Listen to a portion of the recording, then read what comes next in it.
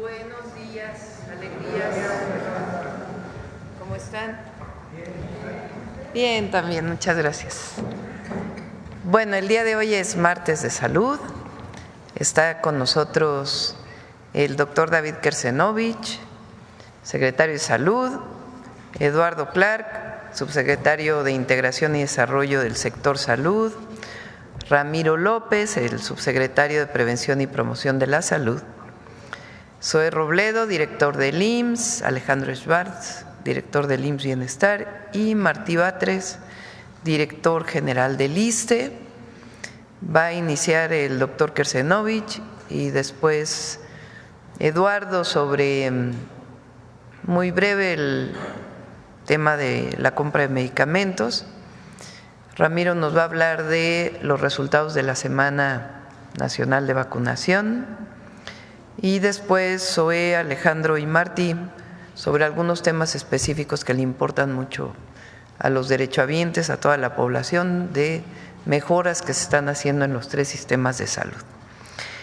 Después está el doctor Julio Verdegué, secretario de Agricultura y Desarrollo Rural, para hablarnos un poquito del tema del gusano barrenador, todo lo que ha hecho el gobierno de México para atender esta plaga, y después, ya verdad, pasaríamos a las preguntas. Bueno, ahora puros hombres en la… Nos faltó la paridad hoy en la conferencia. Bueno, adelante. Gracias. Con su permiso, Presidenta, buenos días a todas y todos.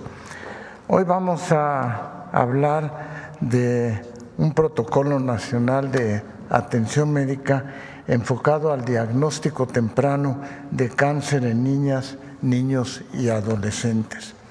El motivo de hacer esta presentación es que el cáncer infantil es la primera causa de mortalidad en niños de 5 a 14 años de edad. Tenemos una sobrevida aproximadamente 52% y queremos llegar a una sobrevida de 70%. Para hacer esto necesitamos incrementar la capacidad diagnóstica en los médicos de primer contacto, en lo que llamamos atención primaria. Tenemos que enfocar además en áreas rurales, favorecerlo y favorecerlo, como espero mostrarles, también en la población general, y eventualmente tener un registro de cáncer para poderles dar seguimiento y tratamiento adecuado. En esta primera lámina vemos los signos y síntomas de cáncer en niñas, niños y adolescentes, y cada uno de esos, me voy a permitir mencionarlos, son motivo de que si se detecta alguno de esos, se requiere una atención temprana para poder entonces avanzar en la sobrevida de las niñas y niños. Si una niña y niño tiene sudoración excesiva y nocturna, si tiene pérdida de peso y tiene cansancio, si tiene una pupila blanca en donde falta el color alrededor de la pupila, si sangra por las encías, si tiene fiebre persistente, si tiene distensión abdominal, si tiene puntos rojos sin explicación en su piel, si por ejemplo choca al caminar o tiene problemas en la marcha, requiere atención primaria, si tiene dolor de cabeza persistente, si nota un aumento repentino de peso, si sangra por la nariz, si tiene palidez, si tiene ganglios, si tiene además aumento de volumen testicular o un testículo duro, si tiene moretones sin explicación, si tiene dolor de huesos o si tiene aparición de manchas en cualquier parte del cuerpo o sufre de fracturas patológicas. Este PRONAM alcanzan a ver que está en colores y cada uno de los colores indican lo que el médico en la atención primaria tiene que hacer. hacer una biometría hemática, mandar al oftalmólogo, etcétera, pero con instrucciones claras. La siguiente, por favor. Uno o más signos y síntomas de los que les mencioné que dure más de 15 días en los niños puede ser un dato de sospecha de cáncer. Y si se sospecha, hay que realizar estudios. El cáncer más frecuente es la leucemia. Y aquí les pongo en la diapositiva criterios que de inmediato hacen necesario referirlo a un segundo o tercer nivel. Si tiene una hemoglobina abajo de 10, si tiene plaquetas abajo de 100,000, si tiene leucocitos arriba de 10,000 o tiene muchos linfocitos en la sangre. Si tiene la pupila blanca, si tiene crecimiento de su cráneo o si tiene dolor óseo, todos esos hay que referirlos. Insisto, esto es tanto para los médicos como para la población en general. ¿Por qué? Porque a diferencia del cáncer, la siguiente por favor, en las personas adultas no tenemos una prueba de tamizaje. Por ejemplo, si alguien tiene un cáncer que es en mama, podemos hacer una mamografía, podemos hacer estudios. Si tiene un cáncer cérvico-uterino, también. Pero en los niños no tenemos una prueba de tamizaje para hacer un diagnóstico oportuno, tiene que ser con datos clínicos. Si el cáncer se detecta en fase temprana, es más probable que responda a un tratamiento eficaz. Queremos llegar al 70 o al 80% de sobrevida y de curación en esos niños. Y es posible mejorar entonces la calidad de vida de niños y adolescentes y además optimizar los tratamientos que tenemos para cáncer. Mucho de lo que ocurre en la mortalidad no es necesariamente el tratamiento, sino el diagnóstico temprano.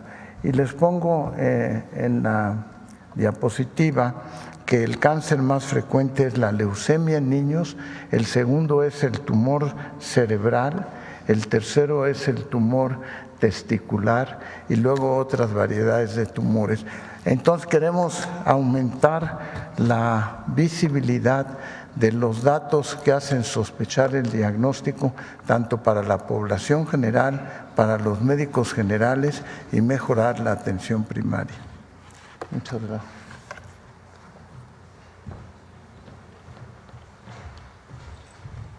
Buenos días, con su permiso, Presidenta. Les queremos compartir el avance que tenemos en la generación de los nuevos contratos para continuar con el suministro y el abasto de los medicamentos para todas las clínicas y hospitales del país. Siguiente. Hay 3 grupos de medicamentos que les queremos comentar. El primer grupo, que ya les hemos dicho, son cerca de 1,139 tipos de insumos para la salud, medicamentos, dispositivos, reactivos, pruebas. Son los medicamentos de fuente única y patente. Los de más alto costo, de algunas de las enfermedades más complicadas, los más caros de estos medicamentos para cáncer, hemofilia, otro tipo de enfermedades. Estos medicamentos no fueron afectados por la nulidad de la licitación que se tuvo. Es decir, estos medicamentos desde que se asignaron en enero siguen siendo pedidos, los contratos están formalizados y rutinariamente están siendo pedidos, entregados y dispensados directamente a los pacientes. Este grupo es un grupo además donde se hizo una negociación estratégica de parte de la Secretaría de Salud al inicio del año y representó un ahorro de esta compra de medicamentos de cerca de 27,000 millones de pesos en la compra bianual con respecto a precios de años anteriores. Luego tenemos otro grupo que son 954 tipos de medicamentos que al día de ayer se volvieron a generar nuevos contratos derivados de la nulidad de la licitación. Es decir, son las claves de tipos de medicamentos donde quedó claro que habíamos adjudicado a los mejores proveedores, no solo en términos de costo, como habíamos hablado en varias ocasiones, pero también que en los meses desde que se hizo la licitación habían mostrado estar rutinariamente entregando los insumos que le solicitaba el sector salud. Estas claves fueron asignadas el día de ayer y hoy, a partir de hoy, las instituciones pueden ya formalizar contratos y comenzar a pedir este abasto de medicamentos. Para que vean lo importante también de estas claves, representan cerca de 2,200 millones de piezas de insumos para la salud en este siguiente año 25 y 26. Y si comparamos cuánto costaron este año comparado a los precios a los que se habían adquirido en procesos previos, es un ahorro de cerca de 11,6 millones de pesos en estas claves. Estas claves son las primeras del proceso de nulidad de la licitación que ya se reasignaron y que las instituciones pueden pedir para que le llegue a los pacientes a la brevedad. Y son, en todos los casos, proveedores que ya habían sido adjudicados y que habían demostrado no solo los mejores precios, pero también las mejores entregas en términos de sí estar entregando lo que se les solicitaba. Y tenemos otros 837 insumos para la salud que están hoy ya en un proceso de generación de nuevos contratos vía el proceso que hemos mencionado de subastas inversas. Esto por dos razones. Uno, son medicamentos que se compraron más caro de lo que pudieron haberse comprado, más caro que lo deberían haber sido adjudicados. Y en segundo lugar, medicamentos de proveedores que han demostrado incumplimiento sistemático en estos últimos meses, que por esa razón estamos haciendo esta subasta. Nosotros contemplamos que todas las subastas de estos medicamentos en su totalidad quedarán asignadas antes del 26 de mayo. Pero para poder trabajar en paralelo y asegurar que tengamos abasto pleno en los hospitales y clínicas, en estos medicamentos que se van a estar haciendo por subasta inversa, en 175 de ellos, que incorporan 21 oncológicos, hemos realizado también una compra urgente de parte de las instituciones de salud, el IMSS, el ISSSTE, el IMSS Bienestar, los Institutos Nacionales de Salud, etcétera. En ese caso, hemos comprado 175 claves que se solicitó entrega inmediata, son 85 millones de piezas que pidieron las instituciones, y para que vean la razón por la que hicimos este proceso de nulidad del fallo, en esta compra urgente, vía un proceso de subasta inversa de entrega inmediata, ahorramos cerca de 1,000 millones de pesos, un poco más de 1,000 millones de pesos, comparado a los precios de la licitación. Es decir, sabemos que estas subastas que se van a realizar a final de mes van a incidir en tener mejores condiciones de precio y también, evidentemente, mejores proveedores que cumplan, que entreguen los medicamentos e insumos a los hospitales y que entonces los pacientes puedan acceder a ellos de manera más rápida. Siguiente. Y finalizar, nada más queremos comentarles cómo va la entrega mes con mes de medicamentos. Podemos ver que en enero el sector que involucra al IMSS, al ISSSTE, al IMSS Bienestar, recibió cerca de 51 millones de piezas de medicamentos. Eso subió un poco en febrero a 67 millones y ya a partir de marzo tenemos números mucho más altos y estables.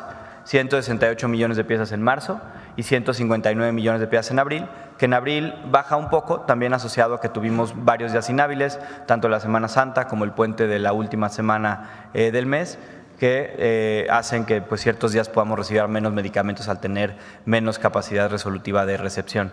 Este mes de mayo, los primeros 8 días, que son 4 días hábiles, ya habíamos recibido 38 millones de piezas, que nos coloca en números para seguir estando en esas 160 millones de piezas al mes aproximadamente, que es lo que hemos calculado requiere el sector. Es decir, no solo estamos avanzando en la reposición de los contratos, en la generación de nuevas órdenes de suministro que ya pueden empezar el día de hoy, pero también se ha mantenido la entrega de medicamentos en el sector, inclusive en este proceso de cambio de proveedores. Sería eso el avance que tenemos y todos los días le seguimos dando monitoreo para asegurar que los proveedores sigan entregando y acelerar los procesos para pedir los medicamentos que aún faltan. Muchas gracias.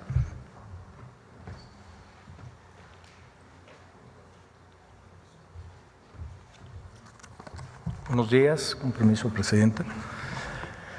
Me da la siguiente, por favor, si son tan amables. La Semana Nacional de Vacunación 2025 concluyó exitosamente con la aplicación de más de 2.6 millones de dosis, superando la meta programada que era de 1.8 millones de vacunas, lo que representa el cumplimiento del 142% de la meta del sector. Las acciones se realizaron en unidades médicas, en escuelas y espacios comunitarios, como ustedes se dieron cuenta. Me da la siguiente, por favor. Esta diapositiva representa el porcentaje de cumplimiento de la meta de vacunación en cada una de las 32 entidades federativas durante la Semana Nacional. El gráfico permite visualizar el nivel de avance alcanzado por estado, quienes superaron, como ven ustedes, el 100% de la meta programada, lo que refleja el esfuerzo conjunto entre el personal de salud y autoridades locales y por supuesto, la comunidad. En la siguiente. Como les comentamos al inicio de esta jornada, se aplicaron 14 vacunas del programa de vacunación universal, que abarca más de 18 enfermedades prevenibles como sarampión, tosferina, poliomielitis, tuberculosis, hepatitis B, difteria, entre otras. ¿Me puedes permitir el video, si eres tan amable, el siguiente?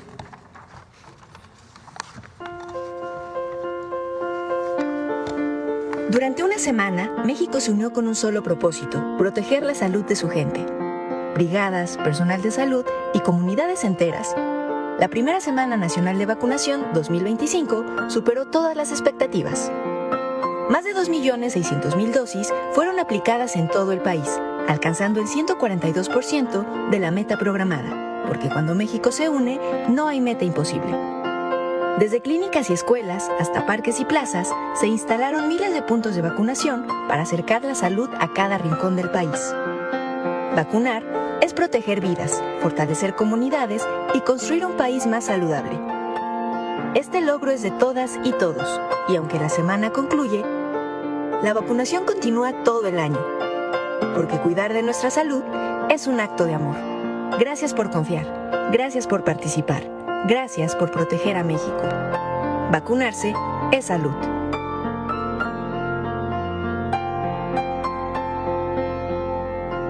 Gobierno de México. Siguiente, por favor. Como vieron en el video, la Semana Nacional de Vacunación concluye de manera oficial, pero las acciones de inmunización continúan de manera permanente en todo el territorio nacional. Se logró una coordinación intersectorial y la participación de la población fue muy alentadora. Se encuentran disponibles las 14 vacunas actualmente y anunciaremos pronto la nueva acción de vacunación dirigida a un sector de la población. No nos queda más que agradecer a cada una y uno de los participantes de esta Semana Nacional, al personal de salud, brigadistas, voluntarios, madres, padres de familia, adultos mayores, medios de comunicación, por supuesto, que nos ayudaron, y la población en general. Y, sobre todo, enfermeras y enfermeros, que a propósito el día de ayer fue su día de fiesta. ¿Sería cuánto, presidente? Muchas gracias. Con su permiso, presidenta, muy buenos días a todas y a todos. Hace unas semanas, el 21 de marzo, en Oaxaca, la doctora Claudia Sheinbaum hizo un planteamiento sobre el fortalecimiento de los sistemas públicos de salud, particularmente quienes prestamos atención médica, el IMSS, el ISSSTE, el IMSS Bienestar. Y ahí para el IMSS nos dio una tarea muy puntual: que las cirugías no se retrasen. En ese sentido, nos pusimos a trabajar todo el equipo del IMSS para hoy poder presentar una estrategia que tiene que ver con los tiempos de espera, tanto para los temas de las cirugías como las consultas de especialidad y la consulta de medicina familiar, que es el eje troncal de un sistema público de salud, la medicina preventiva. Y hoy queremos traer aquí en la Mañanera del Pueblo la estrategia sobre rezago quirúrgico.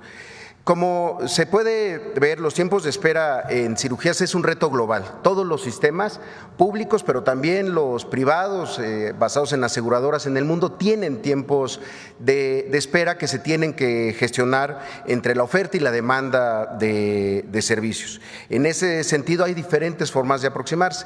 Ponemos aquí algunos ejemplos. En Australia se priorizan las cirugías de acuerdo a los riesgos de las complicaciones: 30 días para alto riesgo, 60 días para riesgo moderado, 90 días para riesgo bajo. En casos como el de Canadá, un sistema también socializado de atención médica que es universal, gratuito como el nuestro: 28 días para radioterapia, 14 y hasta 182 días para atención cardíaca, 112 días para cirugía de catarata, 182 días para reemplazo de rodilla o de cadera. En España, que también se ha ido privatizando desafortunadamente, ponemos un caso, el de Madrid, donde se tienen 60 días para consulta de especialidad y 180 días para tratamiento electivo. O el Reino Unido, el NHS, que es una de los mejores sistemas que hay en el mundo, también se establecen 62 días entre tamizaje y confirmación de cáncer y 126 días para una cirugía electiva. Incluso estuvimos consultando un documento de la OCDE que habla sobre los tiempos de espera en sistemas de salud.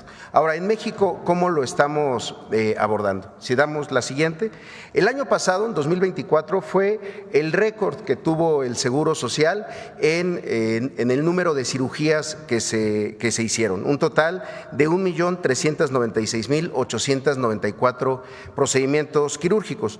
De estos, 876,000 fueron cirugías programadas, procedimientos selectivos, como les llamamos, es decir, que vienen de una consulta y que van llevando un proceso ordenado. Las otras, 520,000, son las cirugías de urgencias, las que entran por una sala de urgencias, muchas veces traumatismos, también algunas otras complicaciones, una muy regular, una apendicitis que se tiene que operar de manera inmediata.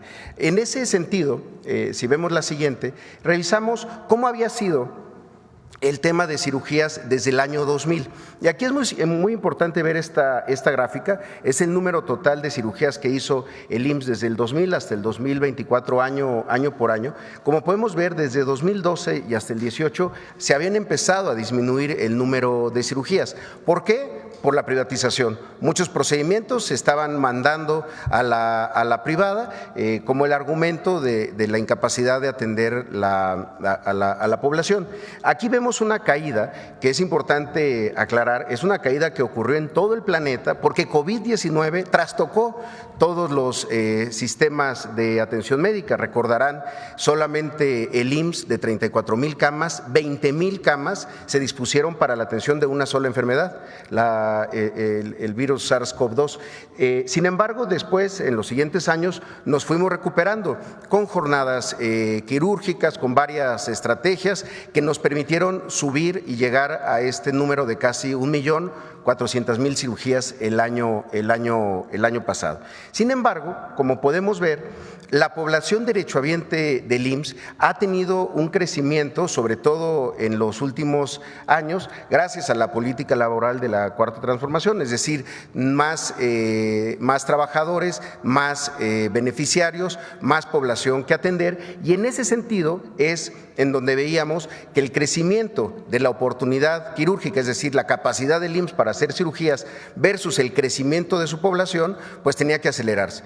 ¿Por qué? Porque la población del IMSS crece más rápido que la población de todo el país, crece a una tasa del 10%, mientras que la población del país crece a tasas del 4%. En ese sentido, si vemos la siguiente, tenemos esta es nuestra situación actual, un número de 3.679 cirugías que se realizan todos los días versus una solicitud de 4.030 cirugías todos los días. No significa que las que no se hacen ese mismo día, para ponerlo de esa manera, o el día que se programan, no se van a realizar, simplemente se van acomodando en el tiempo y es lo que nos genera tiempos de espera que tenemos que recortar, que es la instrucción que nos ha dado la presidenta. En ese sentido, la meta es realizar 2.014.000 cirugías en este año, las 1.342 que ya hubieran estado programadas de manera regular, más 671,000 cirugías adicionales a las que ya habíamos calculado hacer en este año. ¿Cómo lo vamos a hacer? Si vemos la siguiente. Primero nos dimos a la tarea de recorrer todos y cada uno de los hospitales con una estrategia que involucró a todo el nivel central del IMSS para la identificación real de las necesidades. Y se visitaron los hospitales en los momentos más críticos, en la noche, en donde los turnos van cambiando, en donde hay más necesidad, sobre todo porque la cirugía de urgencias muchas veces desprograma o digamos que trastoca toda la programación de cirugías, porque a veces el quirófano que iba a utilizar para una cirugía se tiene que tener para una urgencia, y lo que tenemos es que distribuir mucho mejor esto. Nos dimos a la tarea de esto para identificar estas necesidades y establecer esta estrategia. La siguiente. ¿Qué es lo que vamos a hacer? Por un lado, identificamos que había un proceso, el de la contratación de las enfermeras y enfermeros quirúrgicos, es decir, las enfermeras y enfermeros que están al interior de los quirófanos asistiendo a las médicas y a los médicos, que tenemos que contratar con mucho más rapidez, un tema que estamos trabajando ya con nuestro sindicato. También la programación de cirugías los 7 días de la semana. Hay muchos quirófanos que se pueden aprovechar no solamente para las cirugías de urgencia, sino también cirugías electivas los fines de semana. Se identificó también la necesidad de cierto instrumental muy sencillo, esterilizadores también que se deben de renovar. Desde luego, contar con el abasto del 100% de las 931 claves de insumos entre medicamentos y material de curación que se necesitan para la realización de una cirugía. La ropa quirúrgica, que afortunadamente en los últimos años hicimos una inversión muy grande en lavadoras y secadoras. El IMSS no contrata servicios de lavado de ropa, la mayoría se trabaja y se hace en las propias instalaciones con nuestro propio personal. El tema de la priorización de cirugías urgentes con criterios médicos, cirugías que muchas veces generan incapacidades prolongadas muy largas, simplificación de trámites y procesos, agilización del proceso de referencia entre hospitales, sobre todo del segundo nivel al tercer nivel de atención, compra y mantenimiento de equipo para estudios preoperatorios y un registro único de necesidades para resolver la necesidad del quirófano de una manera mucho más rápida y oportuna. Y un punto adicional, la comunicación con los pacientes, es decir, llamadas previas a la operación, fortalecer los tours quirúrgicos, que es esta visita que hace el paciente para conocer todo el proceso que va a llevar a cabo durante una cirugía, y después de la cirugía también seguimientos vía telefónica. Al final, esta es la meta a la que queremos llegar. Al momento ya llevamos casi 500,000 cirugías y creemos que este mes lograremos un punto de inflexión para que con todas estas estrategias pues logremos la meta de 2 millones de cirugías al final de este año. Muchas gracias, Presidenta. Esteban.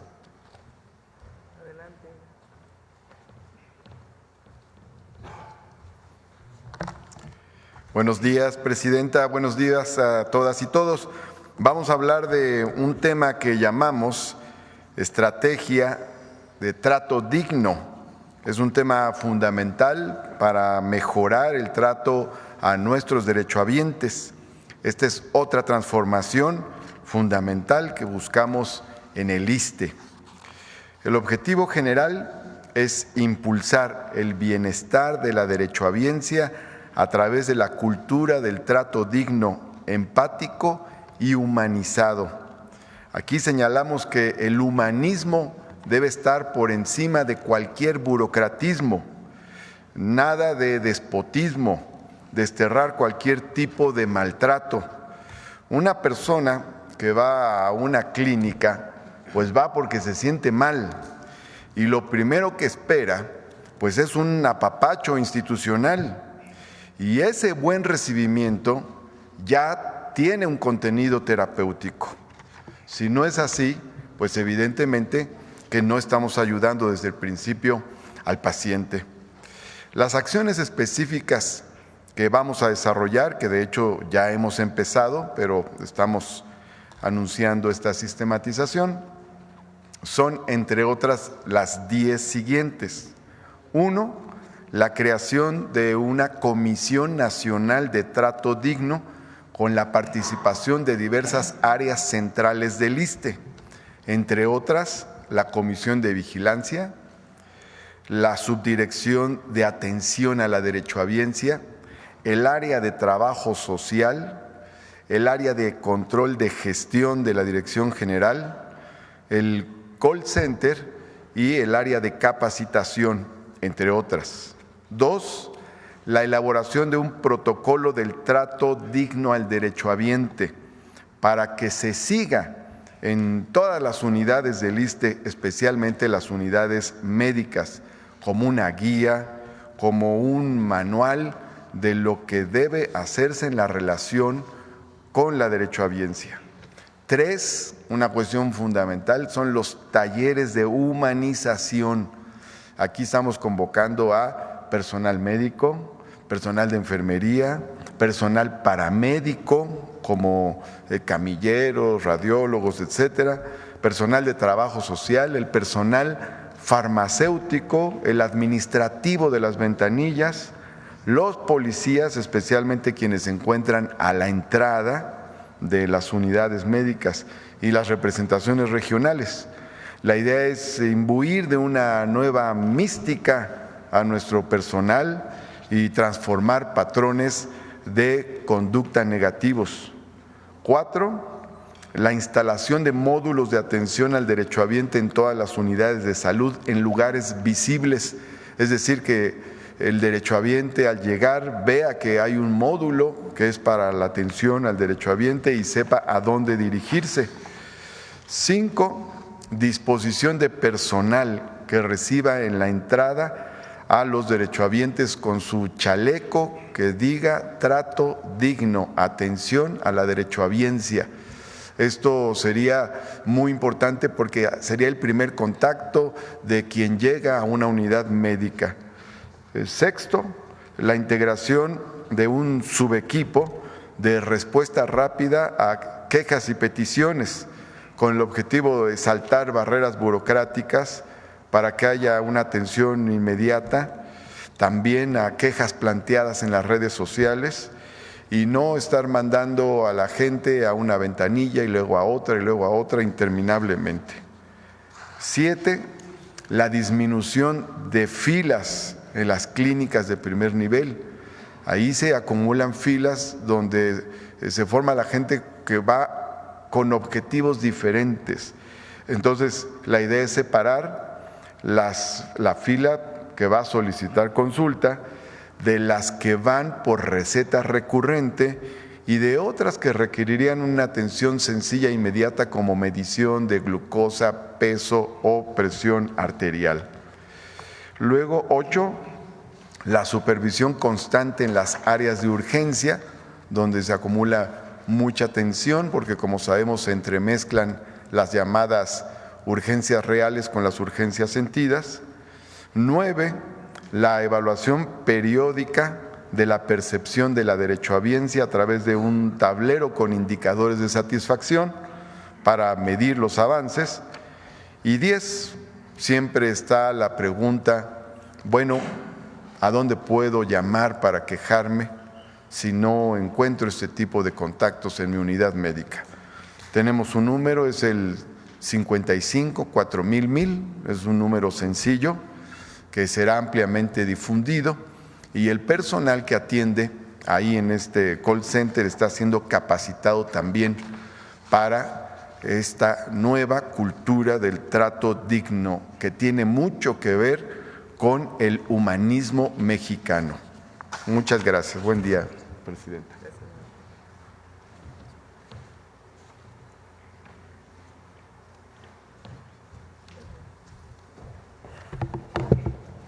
Muy buenos días, Presidenta. Con su permiso, señores secretarios, compañeros del Gabinete de Salud. Hoy presentaremos una estructura para garantizar el derecho a la salud desde el territorio. Hemos conformado 212 equipos regionales de conducción médica como parte esencial de un modelo de atención a la salud del bienestar. Esta red permite planear, ejecutar y evaluar la atención de manera integrada, cercana y continua. Es el paso clave hacia un modelo de salud territorial que nos ha instruido la Presidenta impulsar, donde el cuidado no se organiza desde arriba, sino donde está la vida y las necesidades. Siguiente, por favor. Este es el proceso de conformación. La conducción territorial en salud requiere legitimidad técnica y compromiso social. Por eso lanzamos un proceso nacional de selección para poder reclutar a los mejores perfiles, con base en experiencia y capacidad y sobre todo trabajo en el territorio. Las y los coordinadores regionales ya recibieron capacitación en gestión territorial en salud y supervisión clínica y cada equipo tiene una región delimitada con un número específico de centros de salud, hospitales y población bajo su responsabilidad.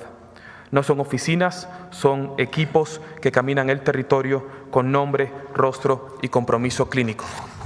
Siguiente.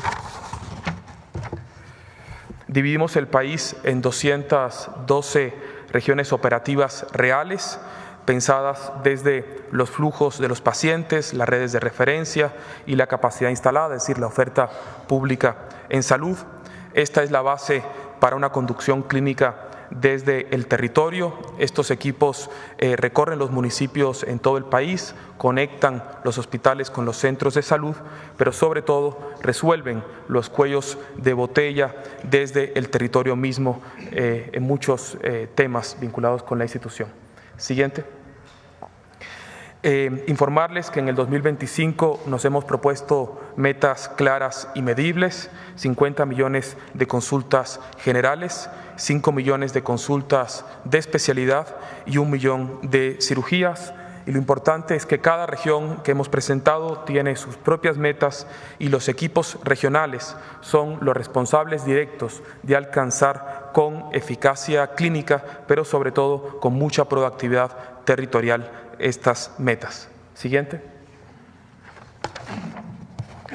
Presentamos un ejemplo concreto de lo que significa esta estrategia en el territorio.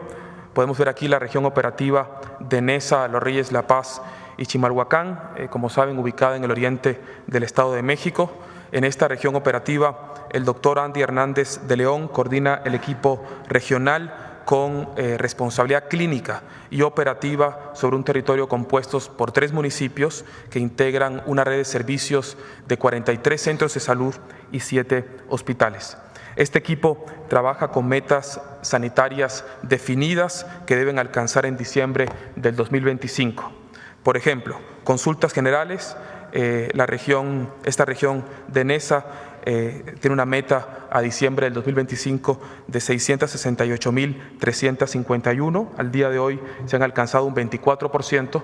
Es importante resaltar que tan solo esta región aportará más del 1% de la meta nacional del IMSS Bienestar de más de 50 millones de consultas. Lo mismo para especialidad.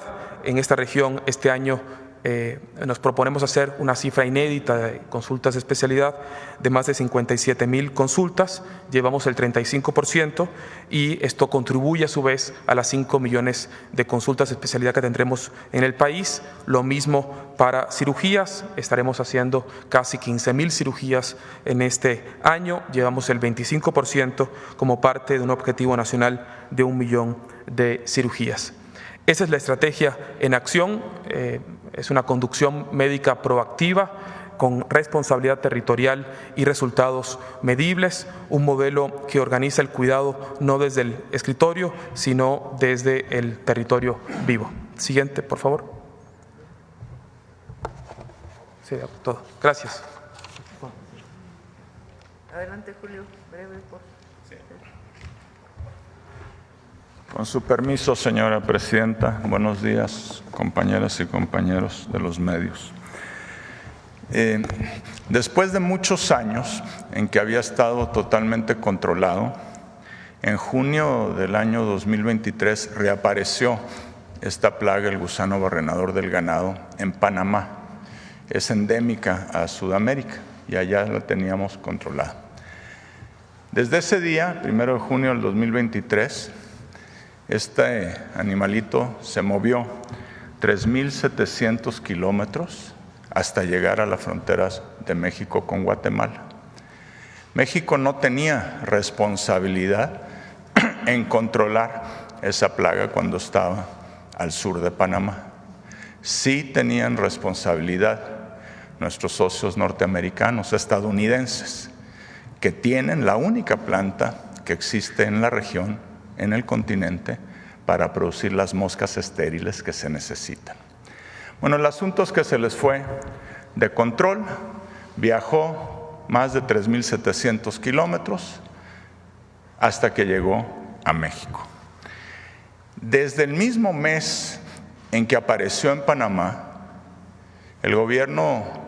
nuestro gobierno anterior, el presidente Andrés Manuel López Obrador, dispuso que se reforzaran las medidas de inspección en aeropuertos, en aduanas, etcétera, porque sabíamos pues, que estos animales viajan, pueden viajar en personas, en animales, en fin. En mayo del 2024, porque veíamos que esto no lo estaban deteniendo. Se activó una campaña de capacitación de médicos veterinarios, 4,400 clínicas y lugares donde se venden, hay veterinarios donde va la gente a comprar medicamentos para sus animales, o sea, toda una campaña preventiva.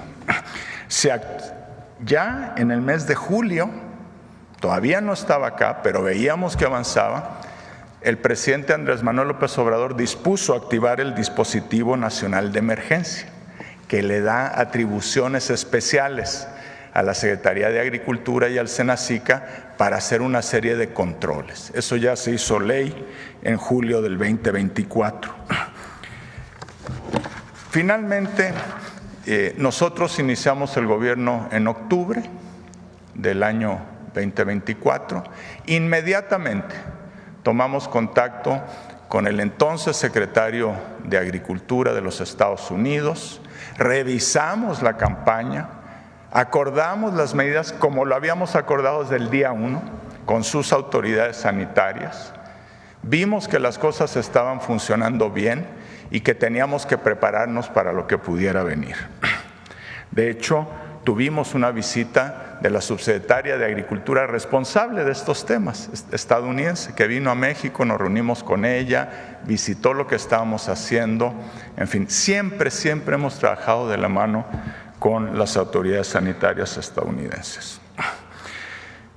El 24 de noviembre del año 24 detectamos el primer caso aquí en México. ¿Dónde lo detectamos? En puntos de control que se habían establecido con mucha anticipación. Todos los animales, el 100% de los animales que transitan del sur de México hacia el centro o hacia el norte, el 100% uno por uno se revisan, se inspeccionan, se tratan preventivamente con medicamentos que están aprobados internacionalmente para que el movimiento de ganado sea totalmente seguro. Eso es muy importante. Claro, las moscas además vuelan, no solo van en los animales y por eso, claro que ha ido avanzando. Iniciamos en el mismo mes de noviembre del 24 la dispersión aérea de estas moscas estériles. No quiero entrar en detalles, tomaría mucho tiempo, pero las moscas estériles son una especie de extinguidor que se usa para apagar este fuego. Interrumpen el ciclo reproductivo de la mosca. Desde noviembre del año pasado empezamos la dispersión, con pocas moscas. ¿Por qué? Porque los Estados Unidos son los únicos que tienen la fábrica de producción de moscas en Panamá y dispersamos todas las moscas que ellos nos facilitaron. Desde entonces hemos mantenido el control de la movilización del ganado, la vigilancia epidemiológica. Quiere decir esto que en zonas donde creemos que hay un riesgo o donde ya sabemos que hay el gusano barrenador, inspectores nuestros y de las asociaciones de ganaderos visitamos los ranchos, inspeccionamos el ganado para tratar de identificar casos. Cuando alguien reporta un caso o lo identificamos nosotros, 20 kilómetros a la redonda se aísla y se visitan todos los ranchos, 20 kilómetros a la redonda, para inspeccionar el ganado y ver que no haya otros casos. Cuando son más al norte, el aislamiento es 40 kilómetros. Eso cuesta decenas de millones de pesos que ha invertido el gobierno federal. Hemos hecho una campaña enorme de capacitación y educación sanitaria. Prácticamente todos los ganaderos de México han sido capacitados, informados. Los médicos veterinarios han sido capacitados e informados. Y como les digo, hemos dispersado moscas estériles, empezaron a aumentar los números de moscas estériles que llegaban a México. Ahorita ya están llegando 100 millones de moscas semanales que se dispersan en las zonas que de común acuerdo con APHIS, la Autoridad Sanitaria Norteamericana, priorizamos por ser de mayor riesgo. Vamos a llegar ya en estos días a 1,000 millones de moscas dispersadas y vamos a mantener ese ritmo. ¿Qué más podemos hacer? Yo me reuní con la secretaria Brooke Rollins de Agricultura de los Estados Unidos el 6 de mayo en su oficina. revisamos las medidas, ellos nos habían hecho saber algunas cosas que querían que mejoráramos, todas ellas, el 100% de las solicitudes se atendieron en horas o máximo en días, porque es de nuestro interés que la campaña funcione bien, no solo por las exportaciones, sino por la salud de los animales de nuestros ganaderos. ¿Qué vamos a hacer? En primer lugar, y el 10 de mayo nos avisaron que nos iban a cerrar la frontera. Finalmente pude hablar con la secretaria Rawlings el domingo 11 de mayo y acordamos una suspensión temporal por 15 días, periodo en el cual vamos a ver qué nuevas medidas, qué podemos reforzar para que en 15 días ellos hagan su evaluación y nos abran la frontera nuevamente, que es lo que México espera. Tomamos ayer un acuerdo con los gobernadores y gobernadoras de los estados exportadores y de los estados del sur que están afectados. También nos reunimos con todas las asociaciones ganaderas. Acordamos una serie de medidas que ya están en implementación, reforzar la movilización, el control a la movilización del ganado. Vamos a hacer un barrido desde el Golfo de México hasta el Pacífico, a la altura de Veracruz, hasta llegar a Oaxaca y sur de Guerrero, visitando el 100% de los ranchos a inspeccionar. Estamos teniendo reuniones diarias con APHIS. En fin, estamos haciendo todo lo que es materialmente posible hacer. Hemos pedido durante meses, sin respuesta, que se abra la planta de producción de moscas estériles en México, en el estado de Chiapas. Seguimos esperando la respuesta de las autoridades porque eso es esencial para poder combatir con efectividad esta plaga. Muchas gracias, Presidenta. Ya se informó, ya se informó. Gracias. Vamos a ver, por acá. Sí, es aquí enfrente primero, ya saben cuál es la regla. Gracias, Presidenta. Buenos días, Joana Flores, de Grupo ASIR. Sobre este tema, nada más, mencionaba que están esperando esta apertura de la planta en Chiapas. ¿De quién depende esta responsabilidad? Y con esta reunión que han tenido con el sector ganadero, no sé si ya tengan un cálculo, si va a haber una afectación por este cierre de 15 días. Sí, Julio. Sin enojarte. Sí, gracias. Pues ellos son los que tienen las moscas estériles, entonces necesitamos la colaboración técnica de los Estados Unidos. No la podemos abrir nosotros solamente. Y además esa mosca pues les va a ayudar a ellos, entonces es justo que colaboran a la inversión que se requiere. Claro que, pues sí, todos estos días que estamos sin exportar, por supuesto hay un efecto, ¿no es cierto?, sobre los ganaderos. Ellos no pierden su ganado, eventualmente lo van a poder exportar, pero por supuesto les causa un perjuicio económico. Estamos claros que eso es así, por eso estamos insistiendo que en 15 días se evalúa y se reabra la exportación, porque México está haciendo el 100% de lo que hemos acordado con Estados Unidos. Pero la afectación económica, o ¿qué hacen estos 15 días con el ganado? La exportación de ganado se reanuda en 15 días. Entonces digamos que lo que pudieron haber no obtenido por la exportación en 15 días, pues lo obtendrán después, ese es el objetivo. Ok. Y Presidenta, sobre el tema de los medicamentos, ya nos presentaba el subsecretario los avances de los que han llegado. ¿Cuánto de esta compra consolidada de 4.900 millones de piezas para 2 años, de qué porcentaje podríamos estar hablando que ya hay actualmente pues surtido? Ayer hablábamos, el IMSS me reportó ayer que tienen 94.3% de abasto. Por ejemplo, el ISSSTE 90% y el IMSS Bienestar como 87%. Claro, hay algunas claves pues que son indispensables, que están en este proceso que termina este mes, pero ha ido aumentando el número de medicamentos que está llegando y va a aumentar en estos meses. Y también sobre preguntarle… Y además pues se va a ahorrar recurso y no vamos a…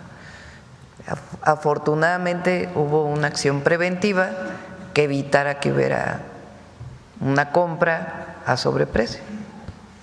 Y también preguntarle, en la administración pasada se echó a andar esta megafarmacia que sigue operando.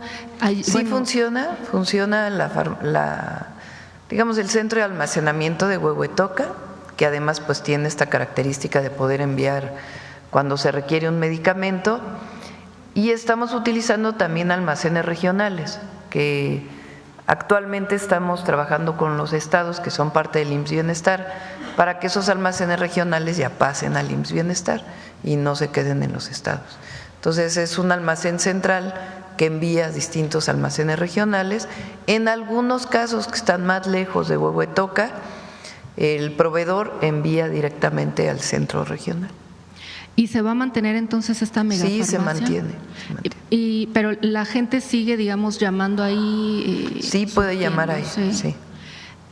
Bueno, también ayer nos decía el tema de salud casa por casa, entonces, ¿podría disminuir la demanda, digamos, de la gente que llama? Salud casa por casa es para atender principalmente a las y los adultos mayores y personas con discapacidad.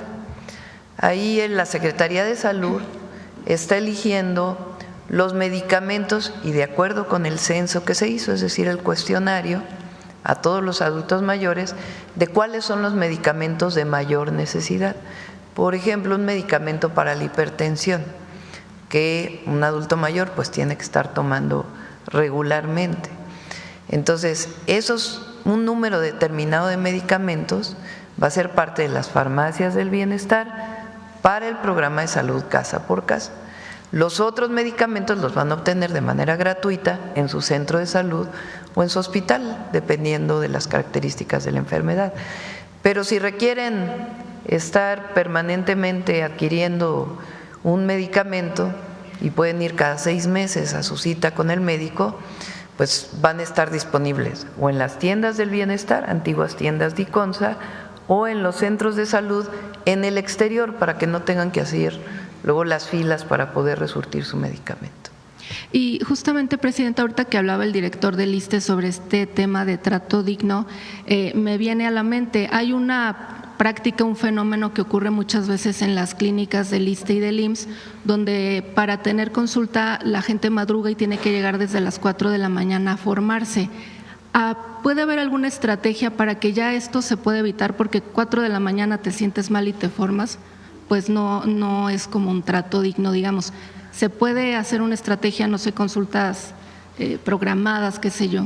Sí, estamos trabajando en eso y no sé, Martí, si quieres platicar lo que nos platicaste ayer de cómo distribuir esas filas. Nos encontramos con unos casos en algunas de las clínicas que hemos visitado y esta comisión que se ha ido formando ha ido a varias de las clínicas y se ha encontrado con que en la fila no todos van a solicitar la cita para la consulta, sino que algunos van a otros temas, por ejemplo, a receta recurrente o, por ejemplo, porque se sintieron mal y buscan una medición, un chequeo, más que una consulta formal, o algunos incluso van a la consulta de los expedientes. Entonces, ese conocimiento nos ha permitido reducir filas en esos lugares. Entonces va nuestro equipo y han logrado reducir las filas, porque van a distintos propósitos y entonces ya nada más la fila que va directamente a solicitar la cita queda mucho más pequeña. Ahora, ya existen mecanismos para solicitar electrónicamente la cita. Este tiene que ser revisado con algunos ajustes porque no todas las personas tienen la práctica del uso de las herramientas electrónicas. En el caso de la derechohabiencia del ISSSTE, además, una porción muy grande, proporcionalmente mayor que la población abierta, es adulta mayor. Entonces, tiene otros mecanismos de comunicación y mucha gente prefiere ir directamente a la clínica a solicitar la cita más que hacerlo por la vía electrónica. Y algunos lo hacen pues porque se sienten mal y buscan la atención más rápida posible. Entonces, ya existe una proporción de citas por vía electrónica y de citas directas en la clínica y estamos revisando si ajustamos esa proporción para poder aumentar un poco más la de quienes van directamente a la clínica sobre la base de este análisis que hemos realizado. Y de todas maneras vamos a ir midiendo cómo va mejorando todo este tema, que es un tema de los complicados. Gracias. Muchas gracias, Presidenta. Sí, en el mismo sentido, hay 5 estrategias que se han llevado a cabo en el Seguro Social, sobre todo para la consulta de medicina familiar, el médica familiar que atiende varios padecimientos, la consulta también preventiva. La primera son las unidades médicas de tiempo completo, es decir, las unidades de medicina familiar del IMSS, 1,600 distribuidas en todo el país. Tradicionalmente abrían solamente de lunes a viernes en los turnos de la mañana y la tarde, y las que tienen admisión médica continua para temas de urgencia pues durante todo el día, pero la consulta solo es en esos horarios. Entonces se están abriendo para que todas las unidades de medicina familiar tengan consulta los fines de semana. Esto también beneficia mucho a los trabajadores y a las trabajadoras para que no tengan que pedir un permiso para ir a su consulta, sobre todo los pacientes que están en algún seguimiento. El otro tema tiene que ver con la unifila, es decir, esta fila que para quien acude de manera espontánea porque se sintió mal y demás. Muchas veces algún derechohabiente olvida su cita o de alguna manera no puede acudir, y entonces se abre ese turno de manera automática y entonces en la unifila se puede atender. Pero ahí, de manera similar a lo que se está haciendo en el ISSSTE, se ha procurado mucho la consulta digital, la agenda digital, es decir, que uno pueda desde el IMSS Digital, la consulta de primer nivel, agendarla ahí, aparecen los días, los turnos, y poderla agendar para llevar mucho más control. Ah, perfecto. Sí, es en IMSS Digital. Si pueden ingresar ahí, ahí hay un apartado donde está la cita digital. Y ahorita, mientras la ponen, y el otro tema son las recetas resurtibles que ya se han mencionado, que son los pacientes que están en control. Es como una suerte de estímulo también para pacientes crónico-degenerativos que mantienen buen control sobre su enfermedad y entonces no necesitan la cita mes con mes, sino que se les entregan las recetas de 3 meses para que después de una cita, en la siguiente ocasión, solo vayan a la farmacia por sus medicamentos. Bueno, aquí está en el IMSS Digital, si se puede ingresar ahí, se tienen que poner el tema del número de seguridad social.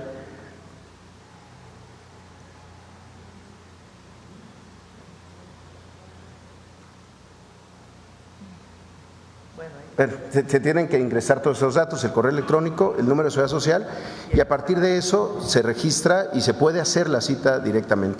Y un tema adicional que para nosotros es muy importante: en el IMSS tenemos una consulta de enfermera de especialista en medicina familiar, que es la consulta preventiva, es la consulta del paciente sano, no necesariamente cuando uno se siente mal, sobre todo para el tema de los niños y las niñas. Es una suerte de chequeo general que se puede también agendar desde el IMSS Digital para justamente pues poder prever enfermedades. La enfermera, el enfermero de medicina familiar ya refiere, si es necesario, a el consultorio de medicina familiar. Y sí son de los temas que estamos implementando y fortaleciendo justamente para evitar tiempos de espera en la consulta de primer nivel. Muchas gracias. Y, Presidenta, en otro tema, la Universidad de Guadalajara alertó que ha habido, tienen ellos cálculos, estudios, no sé, un incremento en las desapariciones de jóvenes entre 15 y 19 años y lo atribuyen a estas desapariciones forzadas por reclutamiento, etcétera. ¿Ustedes han tenido ya un análisis de esto, un acercamiento con esta universidad? Vi el comunicado. Viene la información de la propia Fiscalía del Estado de Jalisco.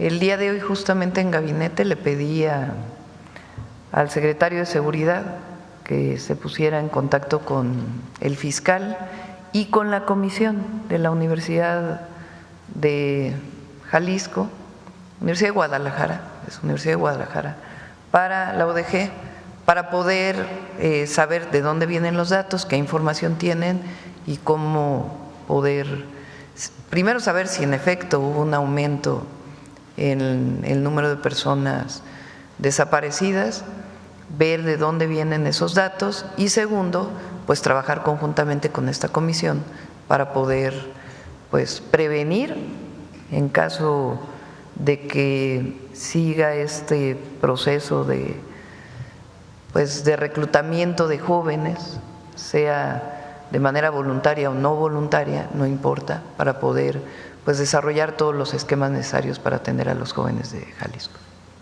Y en otro tema, Presidenta, también el día de ayer Los Ángeles Azules hacían una denuncia en sus redes sobre este robo en la carretera México-Puebla. Sí, también le pedí al general Cortés que se pusiera en contacto pues con algún representante o con alguno de los miembros de Los Ángeles Azules para saber exactamente. Ellos tuvieron este robo hace unos días y hasta después presentaron la denuncia. Entonces, para poder saber dónde fue, cómo fue, cuál fue el modus operandi y hacer todas las acciones preventivas y también pues de seguimiento de este caso para poder llegar a los responsables.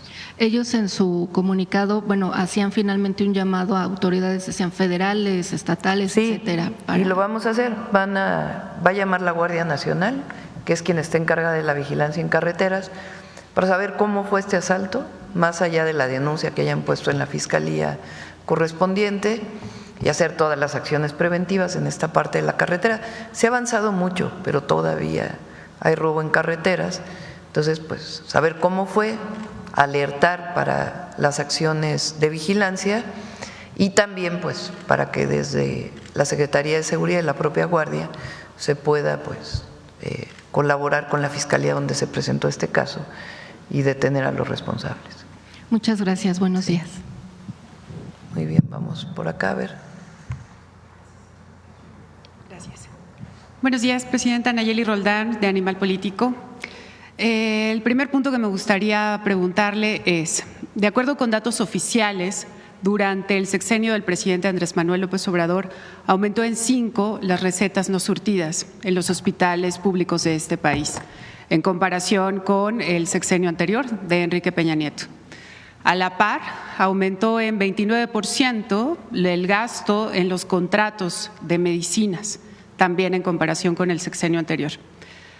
La primera pregunta, Presidenta, es ¿qué explicación tendría de esto? ¿Qué ocurrió? Primero habría que ver en qué estados. Primero, ¿de dónde viene la información?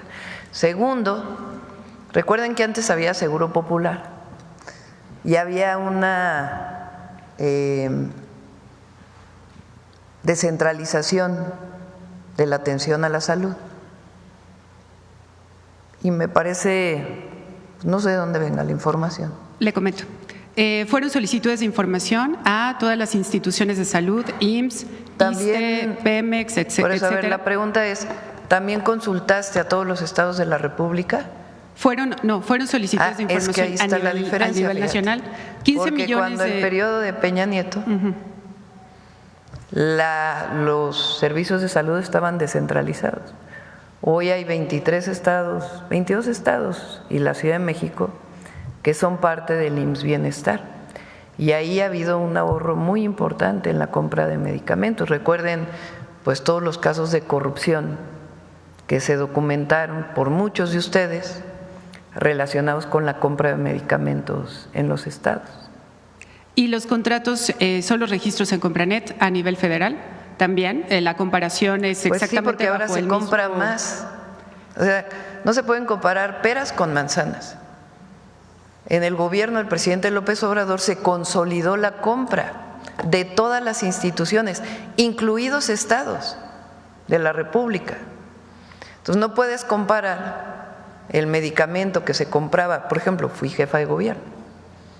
Entonces, nosotros entramos al entonces INSABI, a la compra consolidada de medicamentos. Entonces, claro, la federación pues tiene una compra mayor porque ya tiene la parte de la compra de la Ciudad de México que antes se hacía de manera descentralizada.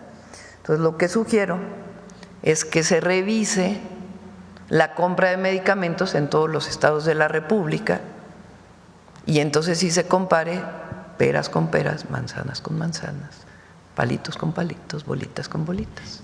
Se comparó a nivel federal, pero tiene que ver también en el sexenio anterior, efectivamente en el de Peña Nieto más bien, sí los gastos tenían que ver en los estados, digamos, de Seguro Popular, también con una bolsa en específico del Seguro Popular. Sí, esa no se comparó. No era centralizada la compra.